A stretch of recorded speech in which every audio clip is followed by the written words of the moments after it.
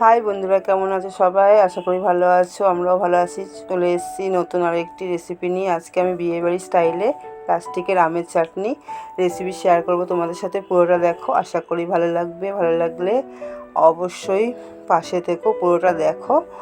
তো চলো, এখানে কিছুটা কাঁচা আম কেটে নিয়েছি পাতলা পাতলা করে। দেখো, আমগুলো অত টক না, বেশ টক মিষ্টি ভাব আছে, তাই আমি আগে থেকে সেদ্ধ করব না, একবারেই করে দেবো। দেখো, এখানে কিছুটা জল নিয়ে নিচ্ছি আর পরিমাণ মতো হাফ বাটি মতো চিনি দিয়ে দিয়েছি।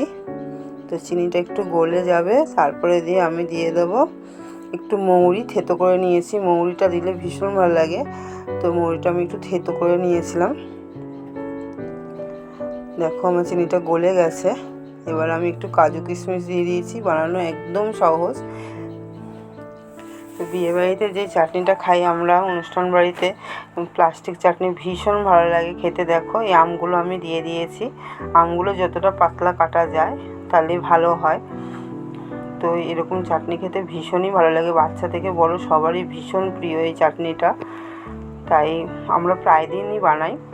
দেখো, একটু ঢাকা দিয়ে আমি আমগুলো একটু সেদ্ধ করে নিয়েছি। পুরো গলাবো না, কেন এটা কিন্তু গলালে হবে না, গলালে একদম ভালো লাগে না। একটু নুন দিয়ে দিলাম,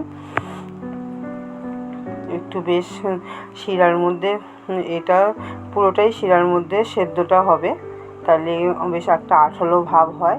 এই দেখো, আমার আমগুলো বেশ নরম হয়ে গেছে আর শিরাটাও একটুখানি গাঢ় হয়ে গেছে। একটু আমসত্ত্ব দিয়ে দিলাম। আমসত্ত্বটা দিলে আরও বেশি ভালো লাগে, অনুষ্ঠান বাড়িতে যেরকম দেয় তাই আমি একটু দিলাম।